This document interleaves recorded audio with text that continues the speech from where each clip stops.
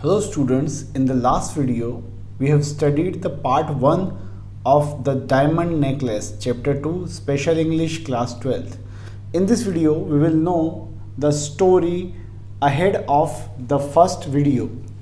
We left the story where Mathilde went in a ball and she was a great success in the ball. She became so famous that even minister noticed her, and she was looking so beautiful, so gorgeous. Everybody was looking at her, and when she entered in the ball, what happens next? Let's know the story. She danced with rapture, with patience, intoxicated by pleasure, forgetting all in the triumph of her beauty. She was dancing there and dancing so much. She was feeling like she has won the world because everybody was praising her. हर कोई उसकी तारीफ कर रहा था, प्रशंसा कर रहा था. So she was feeling so joyful, so happy, and she danced and danced till 4 o'clock in the night. And her husband was sleeping, and the other husbands were sleeping as well, and the wives were dancing. सारी बीवियाँ नाच रही थी, पति जो हैं वो रात भर सो रहे थे, मिडनाइट से ही सोए हुए थे. And at 4 o'clock they left the ball. 4 बजे सुबह उन्होंने पार्टी को छोड़ा, and because they didn't want to show that they are poor, they didn't take cab from the house of minister, because everybody was praising her or her beauty, and she didn't want everyone knows that she's from a poor family or clerk family. So what they did, they went near the street and they took cab or taxi from there. They reached at home, and then what happens, we can see here. She removed her wraps before the glass as to see herself once more in all her glory.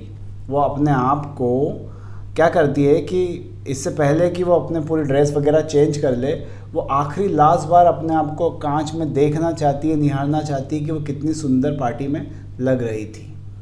But suddenly she uttered from a cry. She no longer had the necklace round her neck. अचानक उसकी खुशी चीख में बदल गई, क्योंकि उसके गले में वो नेकलेस नहीं था. उसकी चीख सुनकर हस्बैंड लुइजल वहाँ आता है, and he asked what happened. She told, stammering, हकलाते हुए वो कहती है that I lost my necklace. And her husband couldn't believe it, and he told that it should be here, it should be there, you should see properly. अपने कपड़ों को देखो ढंग से, यहीं कहीं होगा. But she couldn't find it. He told that I shall go back on foot. मैं पैदल जाऊंगा वहाँ तक, है ना. Over the whole route to see that I can find it. देखता हूँ कहीं मुझे रास्ते में मिल जाए तो. He went out. She was waiting on a chair held in her ball dress, without strength to go to bed, overwhelmed, है ना. वहीं पर बैठी रही जब तक उसका पति वापस नहीं आ गया. उसी ड्रेस में बैठी रही, उसके पास सोने तक की भी हिम्मत नहीं थी. वो बस बैठ कर वेट करती रही. Her husband returned about 7 o'clock. He had found nothing. उसका पति लौटा, लेकिन उसे कुछ नहीं मिला. He went to police station, he went to newspaper office and kept a reward. उसने रिवॉर्ड रख दिया कि जो उसका हार का पता देगा उसे इनाम मिलेगा. He went to cab office as well. वो केब ऑफिस भी गया, है ना. But he found nothing at all. Then he gave an idea to his wife that you should write a letter to Madam Foster that I have broke the necklace somewhere from there, and I will return you after 10 days. The mending is or repairing is needed. वो उसने कह दिया कि भाई मुझे थोड़ी सी repairing करवाना पड़ेगी, मैंने उसका धागा तोड़ दिया है नेकलेस का, तो मैं 10 दिन बाद लौटा दूंगी. For a week they searched and searched. पूरे सप्ताह ये लोग वो पूरे दुकानों में ढूंढते रहे कि, है ना, वहाँ पे दुकानों पे क्या, ये जगहों पे ढूंढते रहे, पुलिस स्टेशन और कैब ऑफिस वगैरह पे, लेकिन they found nothing. At last her husband told that we have to return the necklace, otherwise they will think that we are thief and they can send us jail as well, so we will have to return the necklace. So they took the box. In that box the necklace came with from Madame Foster. Madame Foster से जो box आया था, उस box के ऊपर address लिखा हुआ था ज्वेलर का। वो ज्वेलर के पास जाते हैं। The jeweller said that this box is made by us but the necklace was not made by us. Necklace हमने नहीं बनाया था, ये बॉक्स हमने ज़रूर बनाया है ना। सो they went jeweler to jeweler to search the same necklace exactly like that. वो same necklace ढूंढने के लिए गए and at last they found it but the cost of the necklace was 40,000 francs. 400 francs सुनकर ड्रेस के लिए लुइजल को attack आते आते बचा था। 40,000 फ्रैंक का यहाँ पर उसने नेकलेस बताया था। They bargained on 36,000 francs. 36,000 francs में मान गया, but they had no money ना till that time, so they requested the jeweler to keep that, to not sell that diamond necklace to someone else in 3 days. After 3 days they will take it, and if they found their real one, so they should replace it on 34,000. तो उन्होंने ये वादा ले लिया था jeweller से कि 3 दिन तक प्लीज़ मत बेचना, हम 3 दिन बाद पैसे ला के आपको दे देंगे और आप हमें ये दे देना, और अगर हमें हमारा असली वाला मिल जाता है तो आप रिटर्न करके 34,000 हमें दे दीजिएगा। And the jeweller was ready and agreed. So what happened, 18,000 francs Loisel जो है, यहाँ पे हम पहली लाइन देखते हैं, Loisel proceeded 18,000 francs which his father had left him, he would borrow the rest. उसके पिताजी उसके लिए 18,000 फ्रैंक्स छोड़ के गए थे, बाकी वो सब उधार लेने वाला था। He did borrow, asking 1,000 francs of one, 500 on another, 5 louis here, 5 louis there.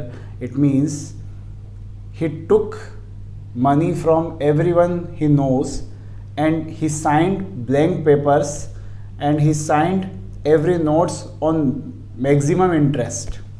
उसने बहुत ज़्यादा ब्याज पर पैसा उधार ले लिया था हर किसी से, और आखिरकार उनके 36,000 कलेक्ट हो गए, लेकिन बहुत बड़ी कीमत उसकी चुकाना थी, क्योंकि बहुत बड़ी कीमत के साथ उन्हें ये पैसा लौटाना था इंटरेस्ट के साथ में।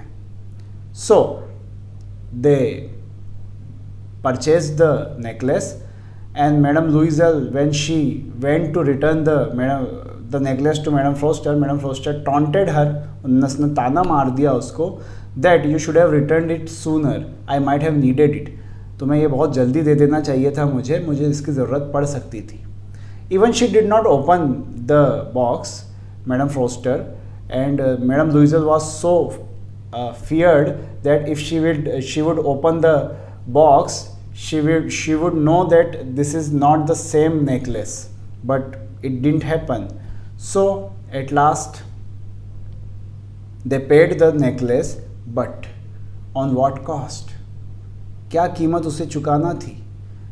She knows that now the loan is so overburdened and she thought that I would pay it. Definitely I would pay it. Madam Loisel ने हीरोइज्म दिखाया और उसने सोच लिया था कि मैं इस नेकलेस का पैसा चुकाऊंगी, किसी भी कीमत पे चुकाऊंगी। So what they did, Madame Louiselle knew the horrible existence of the needy.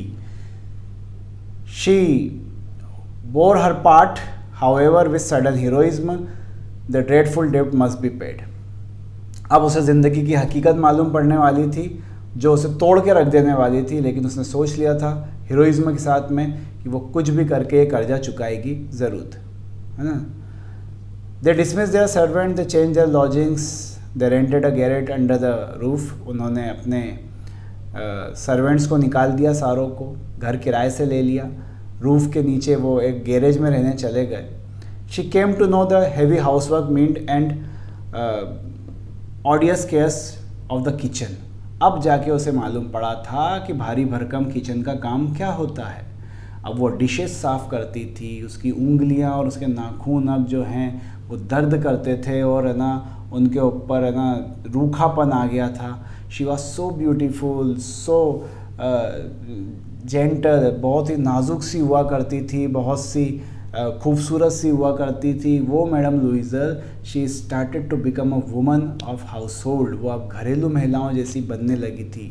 She became fat, वो बूढ़ी होने लगी थी, वो मोटी होने लगी थी, वो पानी लेने भरने है ना जाती थी, वो पानी भरने के चक्कर में झगड़े किया करती थी।